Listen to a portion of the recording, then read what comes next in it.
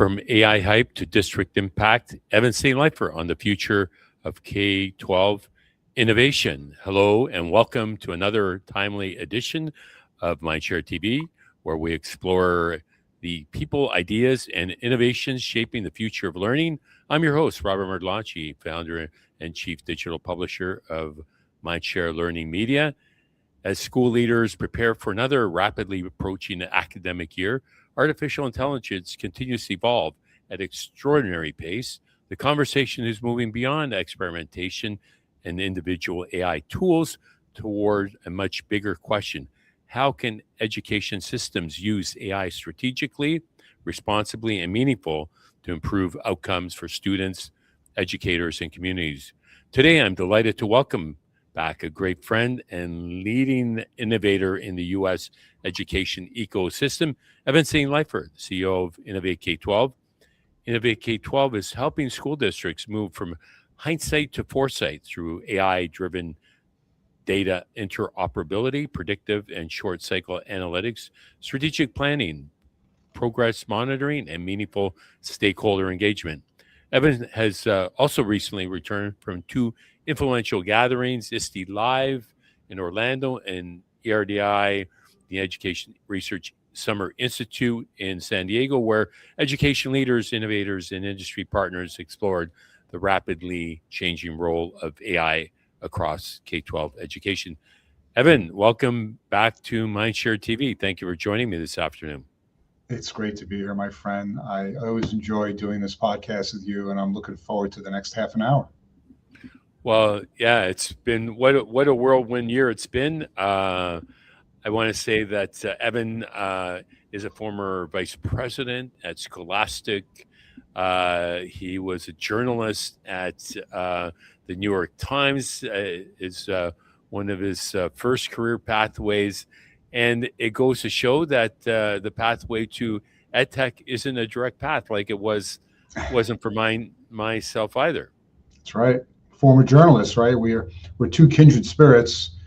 And the work you do, by the way, Robert, is unbelievable. You're bringing together publications, you're bringing together reporting, you're bringing together industry insights with programming, and I mentioned this. I'm very conscious and aware of the value that you bring, because that was another former life of mine. And I think that with the work that Mindshare does and the reporting that you do on a regular basis is really, really crucial as we move through this dawning continuum of AI. The work, your guidance is really, really critical here. So thank you for that. Well, you're too kind, and thank you for that. And we were both at ISTELive, and I unfortunately have a second wedding of my other twin getting married in a couple of weeks, so I couldn't make it down to San Diego. But you had an opportunity to connect with school system leaders, technology innovators, and education partners from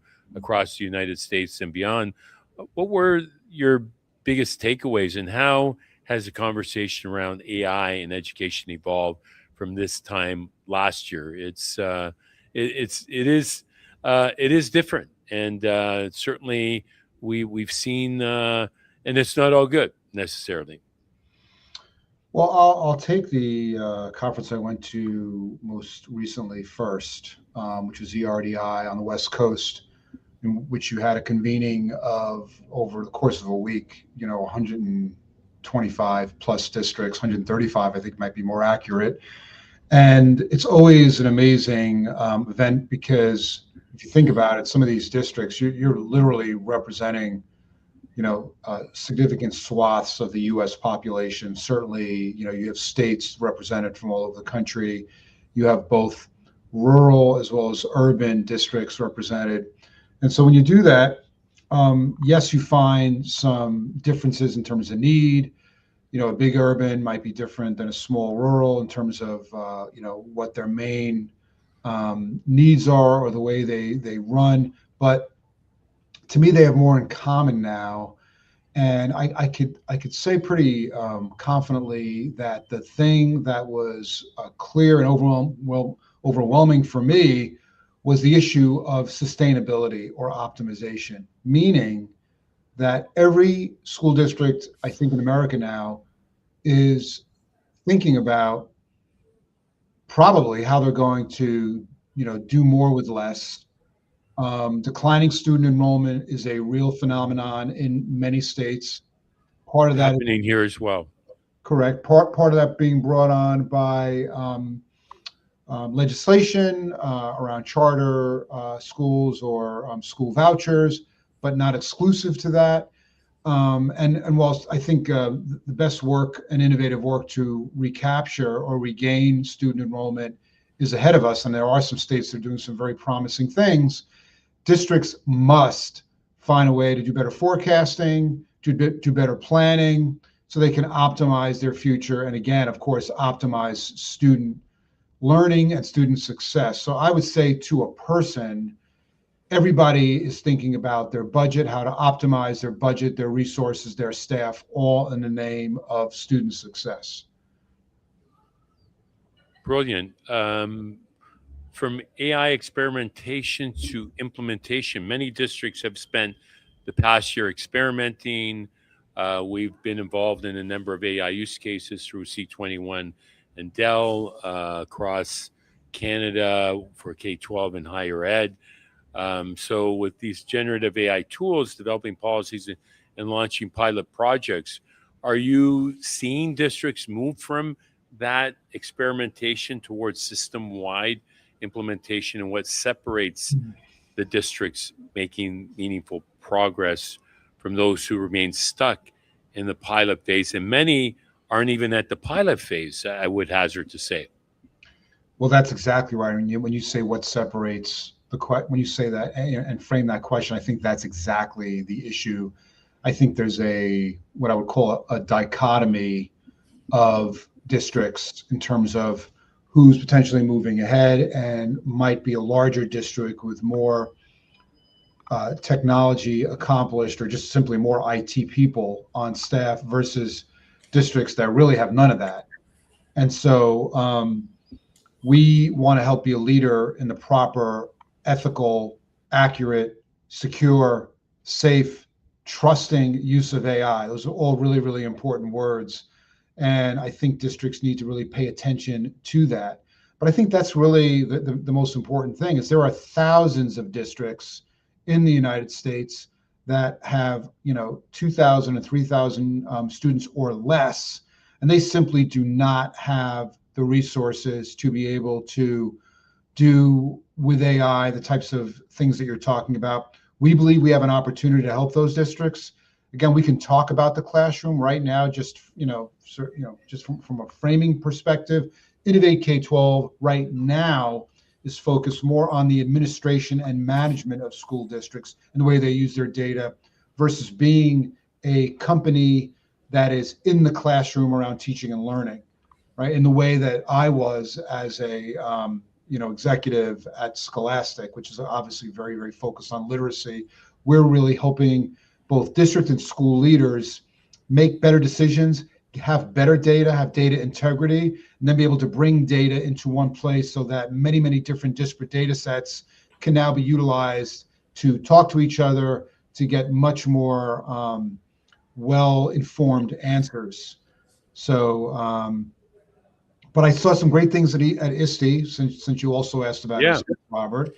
And I think there's great work being done. There are some really brilliant companies that have taken the lead with AI. Bless you, my friend. And so I think there's some great outliers. They're really starting to stake their claim to some innovative work. I do think districts need, and I know ISTE is a great guide for this, they do need districts guidelines and guardrails, if you will, because AI can be extremely dangerous, and there are lots of things it can't do or doesn't do well.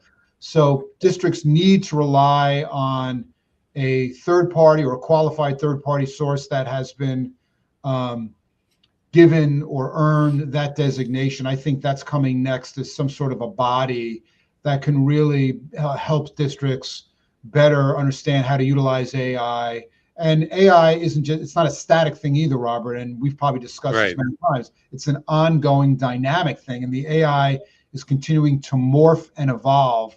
So yesterday's AI is not today's AI, and today's AI is not tomorrow's AI. Well said.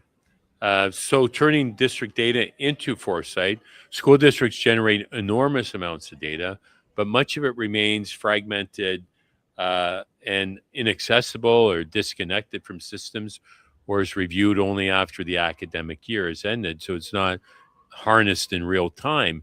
Innovate K-12 is focused on customized short cycle and synthesized analytics that help districts move from lagging indicators to forecasting and continuous improvement. How can AI help leaders break down these data silos and identify challenges or opportunities early enough to make this meaningful action? And you're at the center of this. It's super exciting. Yeah, no, it's a great responsibility, but we're excited about the work. I'll break that into two pieces. You mentioned data sets, or how can different data, how can leaders bring it together? We're creating the sort of official word is an ontology, but it really is a common language that we're utilizing with our AI, so that we can take multiple data sets and natural language query multiple data sets to get coherent, cogent, insightful answers. So that's not a small thing. We're starting with data clusters, meaning if you're a school leader or a district leader, there are obviously some, there are some, whether it's student data with behavior and attendance data, whether it's facilities data with financial data, or financial data with staffing data. We're clustering our AI to begin with, and then we'll be able to do that across multiple data sets. The other piece that you mentioned, and this is something I think anyone in education has been dealing with for decades now, is the lagging data piece. And frankly, that's an organic conversation. I mean, it's not about Innovate K-12. Lagging data, the data that's only available through certain large assessments, or through state assessments, or through summative assessments. Everybody knows, whether it's reading or math or whatever subject, is that we need shorter cycle data insights, so that we can intervene with a student sooner and in a more timely manner. I don't think this is a secret. I think we've been talking about the need for this for a very, very long time. We just haven't had the technology and the wherewithal to do that. We have now come up with ways to really dive into the qualitative side of things, and essentially find out the why. And AI helps us do that by processing large amounts of data, the ability to ask questions and get answers by asking students, by asking people that are proximate to reading, whether it's parents or teachers or students, and then be able to very, very quickly turn that into data that can be ascertained. Shorter cycle, maybe once a month, once a quarter, or maybe even much more quickly and more routinely than that, versus a year, which obviously is way behind and is lagging, just sorely lagging. So back to school in the age of AI. I think this is year 4 that I've talked about AI since ISTE in Philadelphia, and we're entering year 4. As educators and students return back to school, leaders are navigating issues such as AI literacy, academic integrity, assessment in an AI generated world, privacy, professional learning, student agency, and responsible use. What should be at the top of every administrator's back to school AI checklist, and what practical steps should districts prioritize during the first 100 days? How's that question for you? Wow, I'm trying to. I think you're giving me an audition as a potential superintendent. I am not worthy. Superintendents are. Are they elected in every state, or it It's varies? quite the opposite. They're Yeah. actually not elected. they're actually only elected in 2 states, Florida and in Alabama, and not in all of those. Not in So all. you could actually run to be a superintendent. Yeah, I'm going to leave that to the people who are just can't say enough about today's district leaders. Again, whether they're in the U.S. or Canada, they have a lot of talent. Not that you couldn't do the job, but no, let's not go there. No. You've read the room well. Kudos to them. We want to be good partners for school leaders and district leaders. I really think it's the community, and there have been some districts that have done a very, very good job at ascertaining the degree to which their community is comfortable, fearful, hopeful about AI. We were very fortunate, as an example, to do a district-wide study around the attitudes concerning AI with the Hillsborough County Public Schools, which is sort of located in Tampa, Florida. And we had thousands and thousands of engagements with students and teachers and parents and building level leaders. And we asked them about their hopes, their fears, many, many different questions around AI. And obviously, when you're talking to a 5th grader, that's a very different conversation than with an 11th grader or a building level leader. But the point is, school districts need to, that saying, you need to read the room, you need to read your community. And I really feel like superintendents and school leaders have a very, very important job to really understand their community. I think everyone realizes that they can't forge ahead. I mean, most importantly, where's your community at, right? So what's the ethos in your community around AI? And then the next step is, how can we help educate our community about both the perils and the potential of AI, so that people can see and feel comfortable that AI is working in the best interest, so that the district is working in the best interest of deploying AI for the student. The word that comes up, Robert, over and over for me is trust. And I think when we think about the most important and viable AI models, and we have our own, and the things that we emphasize in our AI modeling when we do our returns are reliability, or accuracy, or evidence. These are all mission critical things that we have invested in, all to provoke and promote and instill, I should say, trust in what we're doing with districts. And I think that has to happen at a district level, at a school level, at a classroom level, where parents are informed. And that's not a small thing, right? Depends what community you're in. There's some communities that are way ahead, and maybe they're more tech savvy. So I think it depends community by community on exactly what the superintendent's charge or mission should be in terms of how they plan on utilizing AI to drive student success and drive student potential. Yeah, and thank you for that, and well said. And it is about digital transformation and bringing everyone along. It's about community and making everyone feel a part of this journey, not just bringing together superintendents, not just teachers or middle managers. It's really, imperative that you bring the whole ecosystem together, including students and parents, 100%. To be part of it.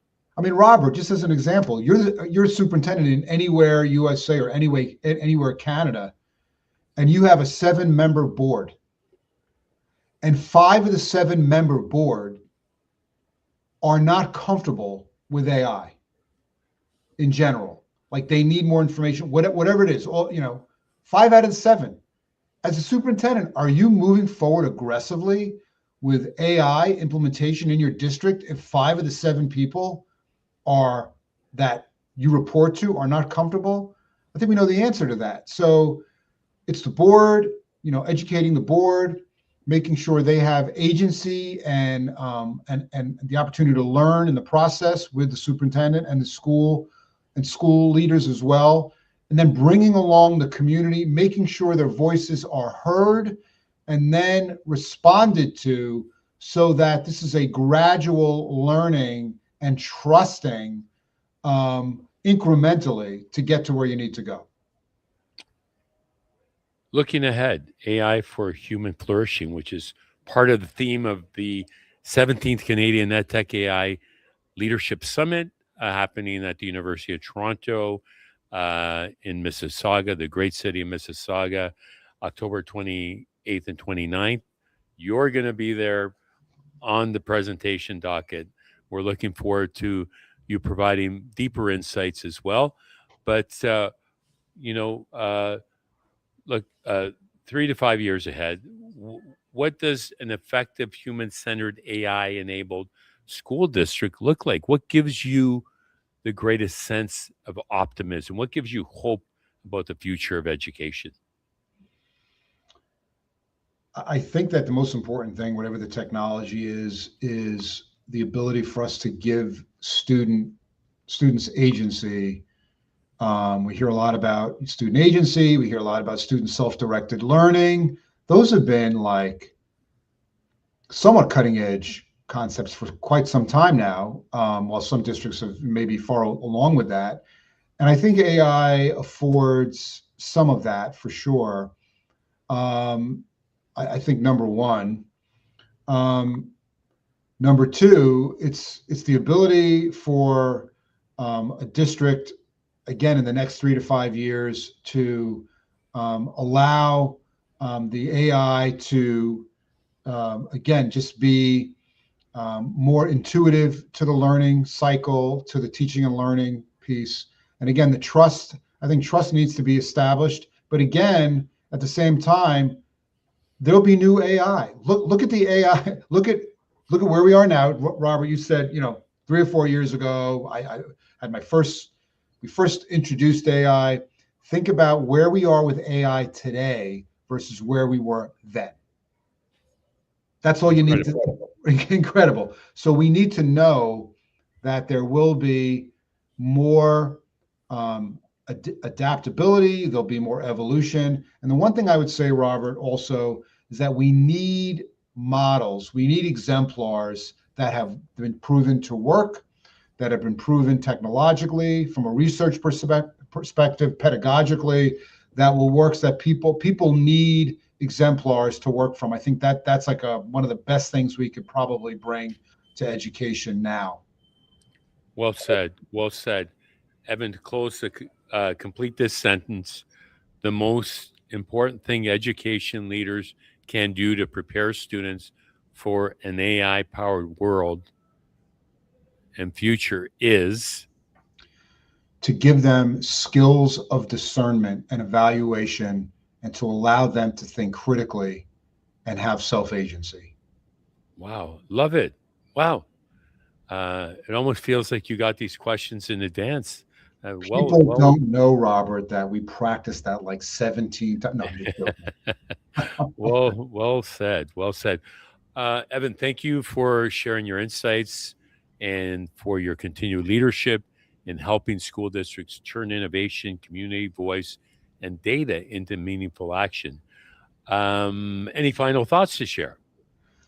Well, looking forward to the Mindshare Learning EdTech Summit in October. Again, the one thing that, Robert, you didn't mention was that as a master convener, you've sort of made a tradition of at ISTE of bringing together like an amazing and diverse, versatile group of leaders, both from the profession, solution providers. It's a really cool thing that you do. So we just want to tip our hat to you and tell you how grateful we are in the marketplace, both solution providers and practitioners and leaders, for doing what you do. We love that. And then in terms of final words, we're just excited to take this journey together. And, the more we can learn from each other, the more we can be discerning, I think the better off we'll all be, and make sure we pay attention. And I think that's the main thing, is to stay up and realize that this is a continuum and an evolving process that we must commit to being diligent about, and that it's not like, oh, we finally solved AI and that next year everything's going to be the same, right? It's evolving, and it's sort of a conundrum in some cases, but we got to stay on track with it. And I think the sky's the limit. Well, with that, thank you so much for that, and we look forward to being a partner in Canada to help you uh, deliver your platform and provide the essential tools for leaders to harness their data for human flourishing. Yeah, once again, join us October 28th and 29th for the 17th Canadian EdTech AI Leadership Summit at the University of Toronto, the home of the godfather of AI, Dr. Hinton, in Toronto. This year's summit will bring together education, technology, government, and industry leaders under the timely theme of leading with AI for good, advancing human flourishing.